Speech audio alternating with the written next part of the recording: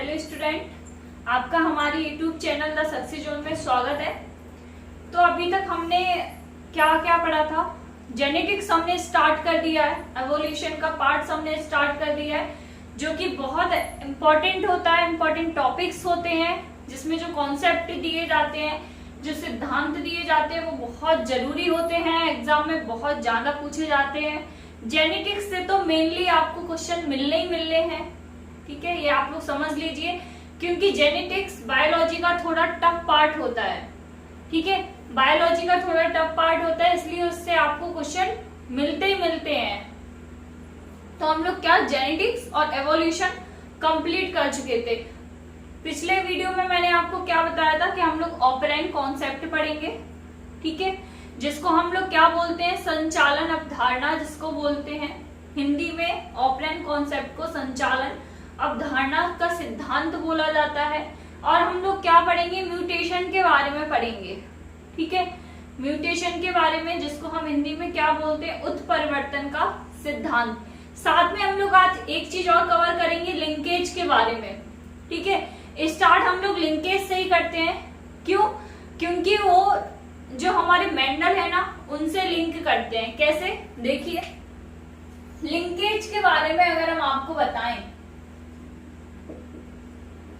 Linkage, ठीक है, तो जो लिंकेज है, लिंकेज शब्द जिसने लिया था वो मेंडल, जो जॉर्ज मेंडल थे, सर जॉर्ज मेंडल, जिन्हों को जेनेटिक्स के पिता बोला जाता है। लिंकेज उनके एक स्टूडेंट, ठीक है, उनके एक स्टूडेंट थे जिनका क्या नाम था, टी.एच. मॉर्गन। टी.एच. मॉर्गन, उन्होंने हमें किसके बारे में बताया था, लिंकेज के बारे में, ठीक है। लिंकेज का मतलब होता है चिपकना, ठीक है, कि जैसे दो क्रोमोसोम्स हैं, आपको हमने बताया है कि हम लोग जब कोई भी एक्सपेरिमेंट करते हैं, हम लोग दो जोड़े ही लेते हैं, ठीक है, दो जोड़े ही लेते हैं, तो लिंकेज उस चीजों को चिपकना। एलील्स के बारे में यहाँ बताया गया है, एलील समझिए, दो जो जीन होते हैं ना, ठीक है, वो जब आपस में लेवरेट कर जाते हैं, ठीक है, उनमें अगर लिंकेज आ जाता है, चिपक जाते हैं, तो उस चीज में क्या, लिंकेज। तो इन्होंने जो मेंडल के नियम थे ना, उन्हीं को चेकआउट किया था और लिंकेज टर्म दिया था। लिंकेज मेंडल के किसी भी नियम में नहीं शो हुआ था हमें, इसलिए उनके नियम में ड्रॉबैक नहीं आया था, उनको उसमें सक्सेस मिली थी, ठीक है। एलील जीन पे ही काम करते हैं, एलील्स होते हैं, ठीक है। अब यहाँ पे एक चीज समझिए, लिंकेज किसने, टी.एच. मॉर्गन ने हमको बताया था। इसके आगे हम लोग चलेंगे ओपरेंट कॉन्सेप्ट पे, जो हमें मेनली पढ़ना था। ओपरेंट कॉन्सेप्ट, ठीक है, हिंदी में इसको हम लोग क्या बोलेंगे, संचालन अवधारणा,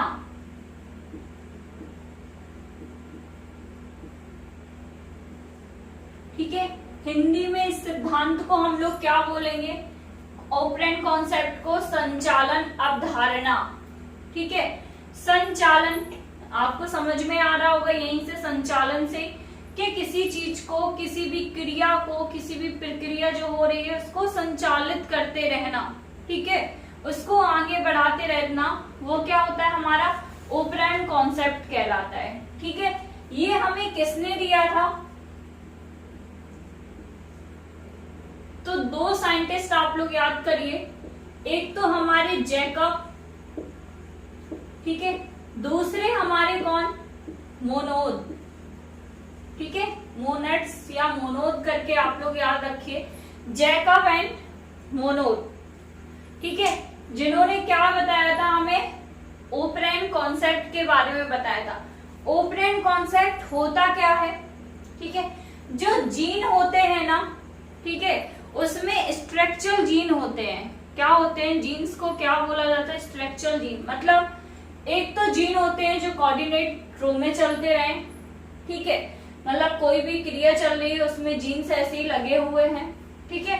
अब अगर ये एक पर्टिकुलर स्पेस में आके लग गए, ठीक है, स्ट्रक्चर जीन लग गए ये, ठीक है,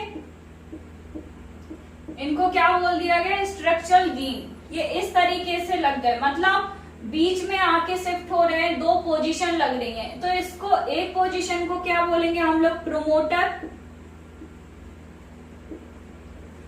लास्ट को हम लोग क्या बोलेंगे, टर्मिनेटर,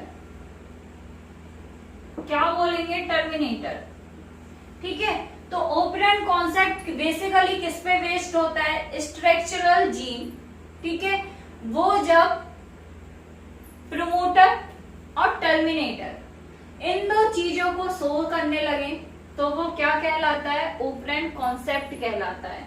मतलब जो हमारा आरएनए है जब वो प्रोटीन बनाता है तो वो किस पे बेस्ड होता है, ऑपरेंट कॉन्सेप्ट पे बेस्ड होता है, ठीक है।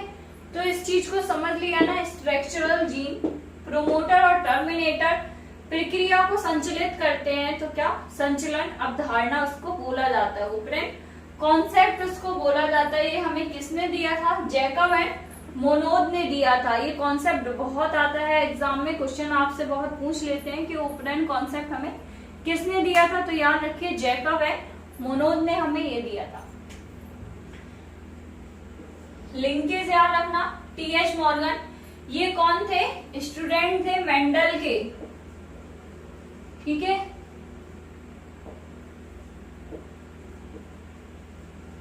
मेंडल के स्टूडेंट थे ये, टीएच मॉर्गन।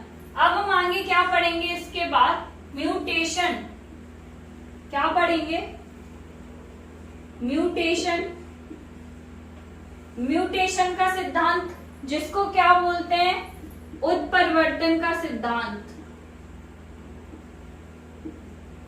उत्परिवर्तन का सिद्धांत,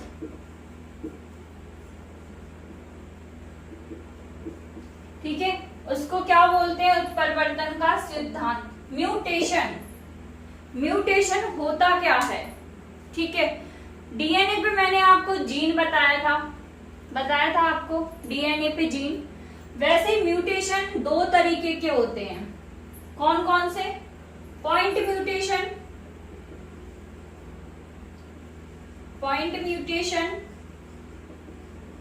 और दूसरा हमारा क्या होगा, frame shift mutation, frame shift mutation, ठीक है। म्यूटेशन कितने प्रकार के हैं, यहाँ पे दो प्रकार के आप लोगों को पढ़ने हैं, कौन कौन से, पॉइंट म्यूटेशन एंड दूसरा कौन सा, फ्रेम म्यूटेशन, ठीक है। यहाँ पे मैं रफ कर रही हूँ, आप लोग स्क्रीनशॉट ले लीजिए, क्योंकि आगे हम पॉइंट म्यूटेशन और फ्रेम म्यूटेशन को डिटेल में पढ़ेंगे, दोनों होते क्या क्या हैं। चलिए देखते हैं पॉइंट म्यूटेशन क्या होता है। म्यूटेशन उत्परिवर्तन, ठीक है। उत्परिवर्तन से ही आपको जब भी हमें हिंदी का अर्थ मिल जाता है ना, तो हमें चीजें हल्की हल्की सी समझ में आने लगती हैं। उत्परिवर्तन बोला तो क्या, तुरंत ही वहां पे समझ में आ गया, कुछ चेंजेस हो रहे होंगे, क्या हो रहे होंगे, कुछ चेंजेस हो रहे होंगे। म्यूटेशन जो हमें किसने दिया था, ह्यूगो डी ब्रीज, ठीक है, इन्होंने हमें म्यूटेशन दिया था। याद रखना, साइंटिस्ट का नेम बहुत बार पूछा जाता है। तो म्यूटेशन, म्यूटेशन कितने प्रकार के बताया आपको, दो प्रकार के,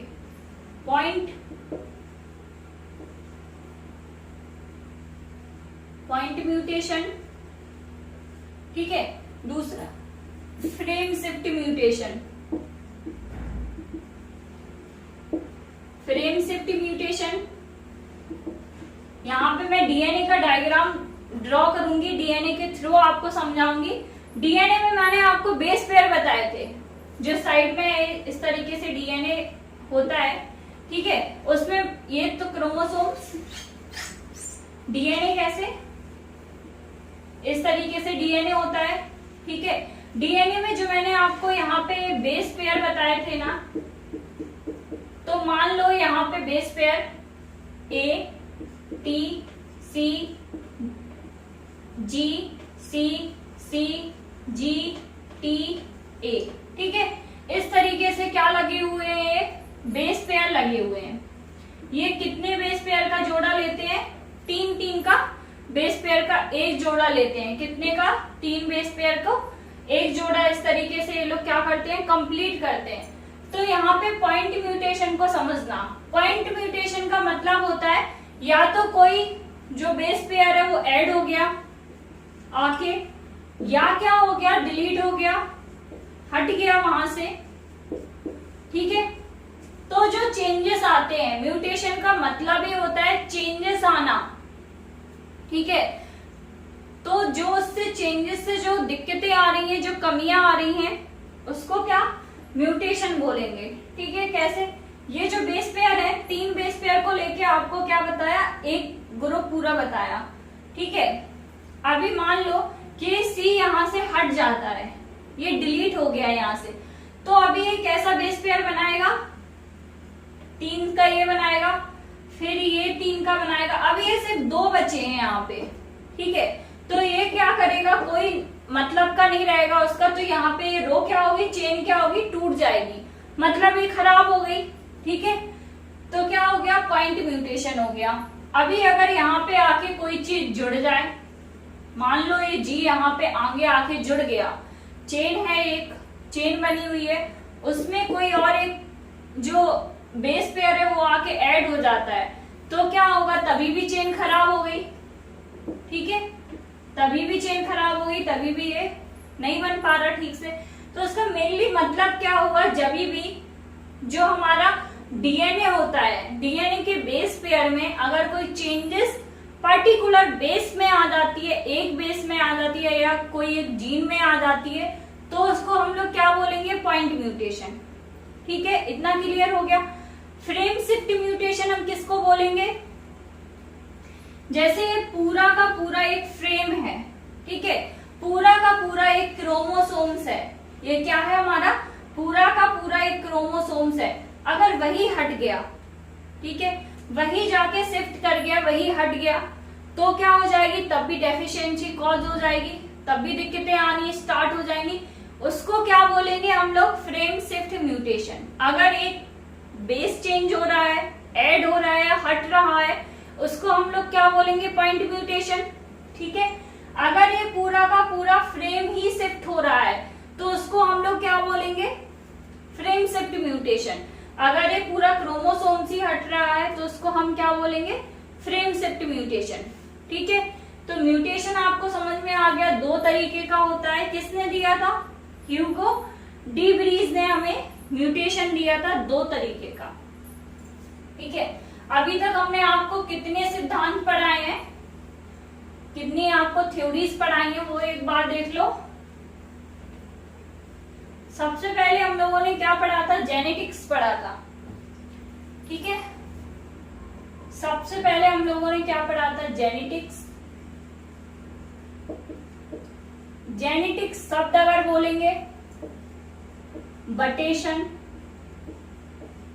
ये हम आपको एक सीरीज में लिख के दे रहे हैं, साइंटिस्ट और सिद्धांत, जिसका आप लोग स्क्रीनशॉट ले लेना, याद कर लेना, तो कोई दिक्कत नहीं होगी, भूलोगे नहीं चीजों को। जेनेटिक्स ऑफ फादर बोले,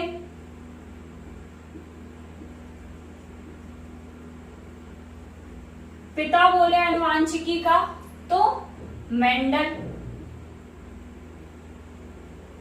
ठीक है। तो कौन होंगे, मेंडल, ठीक है। फिर हम लोगों ने क्या पढ़ा, एवोल्यूशन,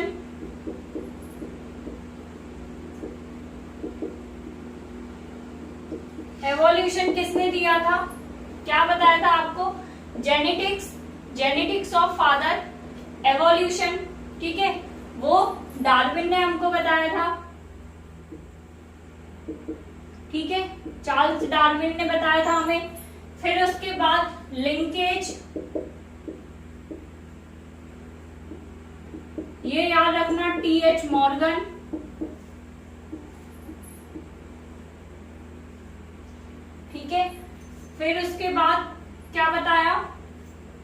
म्यूटेशन, और क्या बताया, ओपरान।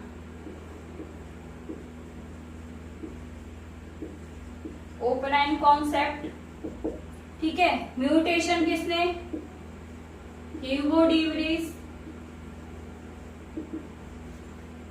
ओपरान किसने, कॉन्सेप्ट किसने, जैकब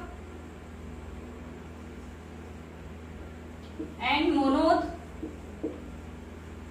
ठीक है।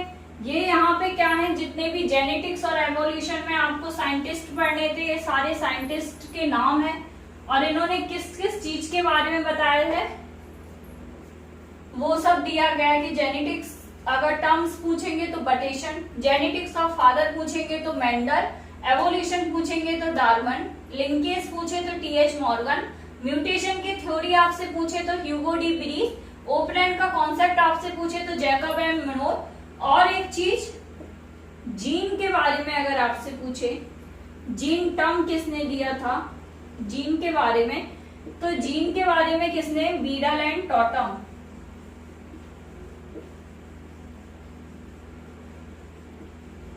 ठीक है, इतने ही साइंटिस्ट हैं। जेनेटिक और एवोल्यूशन से इतने ही साइंटिस्ट से आपको क्वेश्चन मिलेंगे। तो इन्होंने क्या क्या किया था ये सब कुछ आप लोग एक बार अच्छे से देख लेना कि इन्होंने किस बारे में क्या क्या बताया था। अब आती है डिफिशियंसी, जेनेटिक्स से कौन कौन सी बीमारियां आती हैं। तो आप लोग कुछ बीमारियों को याद कर लीजिए जो आते हैं बहुत सारे। टर्नर सिंड्रोम, ठीक है, जिससे क्या होता है, जो हमारा 21 नंबर का क्रोमोसोम्स होता है उसमें क्या आ जाती है, डिफिशियंसी आ जाती है।